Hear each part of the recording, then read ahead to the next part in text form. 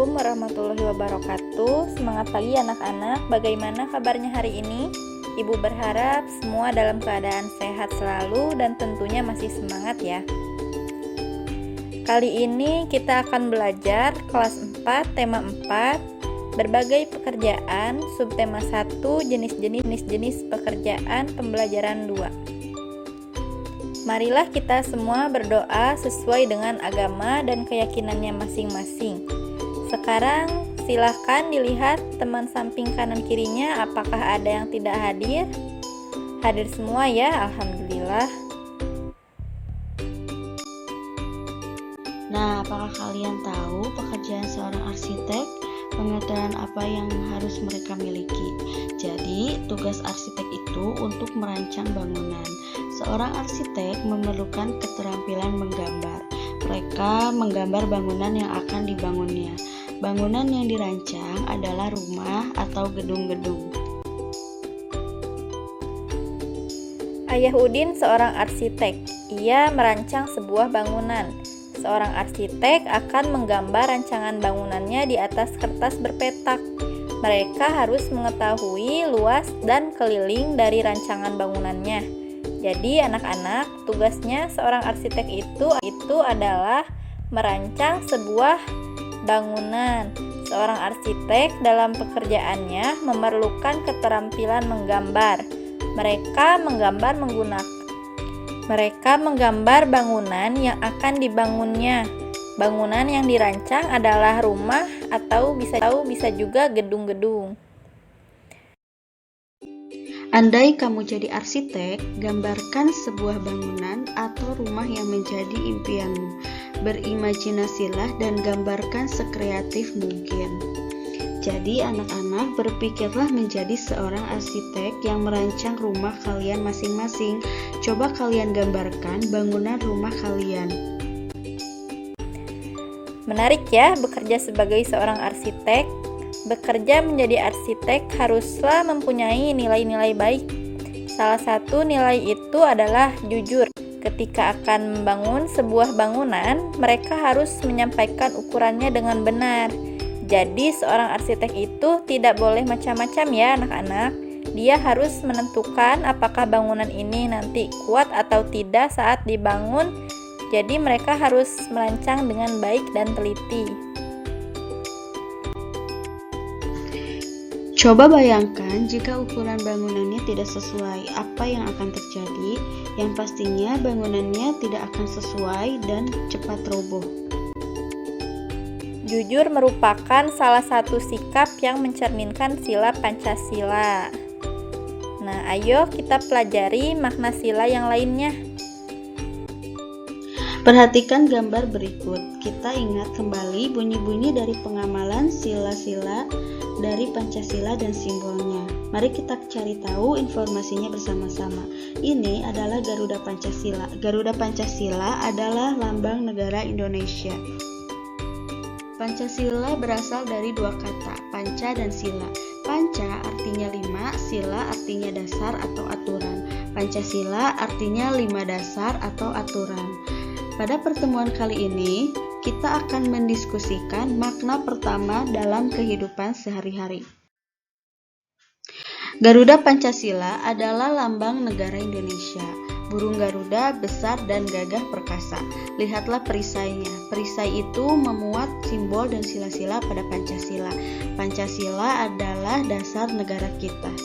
Sebelum kita membahas tentang makna sila ke-1, mari kita bahas terlebih dahulu simbol-simbol dan Pancasila. Kita bahas ya, sila ke-1 itu apa? Ya, betul, ketuhanan yang Maha Esa. Simbolnya apa?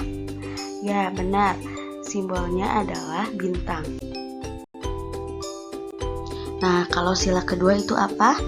Ya, betul, kemanusiaan yang adil dan beradab. Sekarang simbolnya apa? Ya, benar, rantai. Sekarang sila ketiga. Sila ketiga itu apa? Ya, betul, persatuan Indonesia. Kalau misalnya simbolnya itu apa? Ya, benar, pohon beringin. Sekarang sila keempat itu ada yang tahu apa?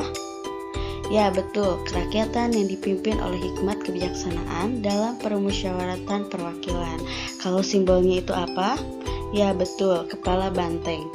Nah, sekarang yang terakhir, sila kelima itu apa? Ya, betul. Keadilan sosial bagi seluruh rakyat Indonesia. Kalau misalnya simbolnya ada yang tahu apa? Ya, benar.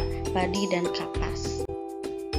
Makna sila ke-1 dalam kehidupan sehari-hari. Contoh penerapan sila 1 Pancasila. Bisa dilihat dari gambar berikut ini. Makna sila 1 adalah ketuhanan yang Maha Esa. Sila ini bermakna satu, percaya adanya Tuhan sehingga setiap warga negara rela untuk diatur. Contohnya, membina kerukunan hidup di antara sesama umat beragama. Yang kedua, setiap orang dibebaskan memeluk agama masing-masing. Maka setiap orang bertanggung jawab untuk taat dengan aturan agamanya. Contoh dalam kehidupan sehari-harinya adalah menjalani perintah agama sesuai ajaran agama yang dianut masing-masing. Nah, yang ketiga, semua yang Tuhan berikan kepada kita harus dijaga. Contohnya, kita harus menjaga kesehatan badan kita.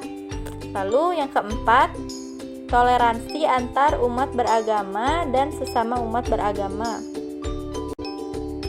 Contohnya, mengembangkan sikap saling menghormati kebebasan menjalankan ibadah sesuai dengan agama dan kepercayaannya masing-masing.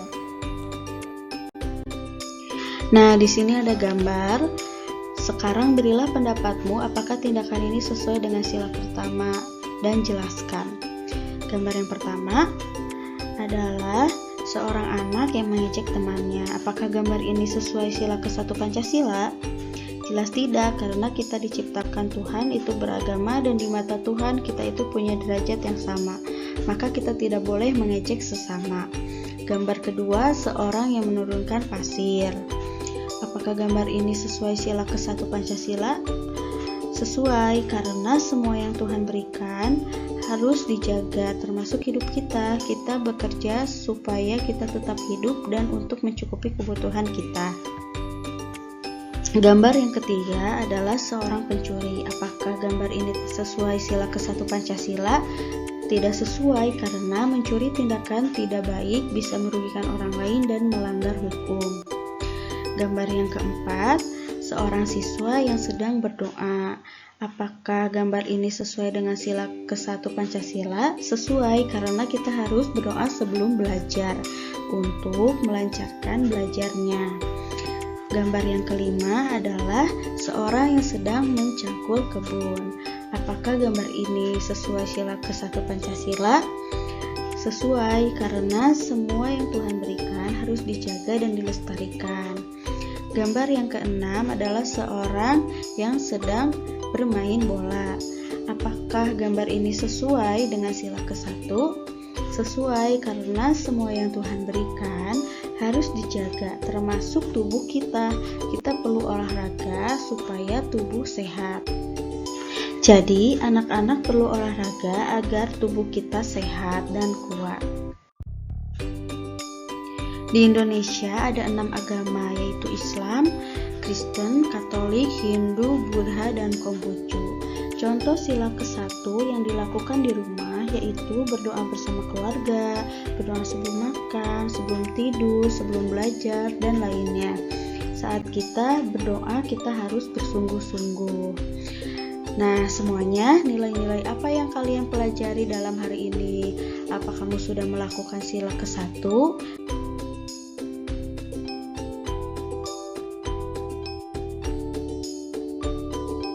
Tugasnya, kalian sudah melaksanakan sila pertama Pancasila dalam kehidupan sehari-hari. Apa saja? Nah, kalian tuliskan di buku kalian masing-masing, kerjakan di rumah. Minggu depan dikumpulkan ya. Sekian dulu pembelajaran hari ini. Mudah-mudahan bisa menambah pengetahuan untuk kalian. Silakan berdoa di dalam hati. Wassalamualaikum warahmatullahi wabarakatuh. Sampai jumpa minggu depan.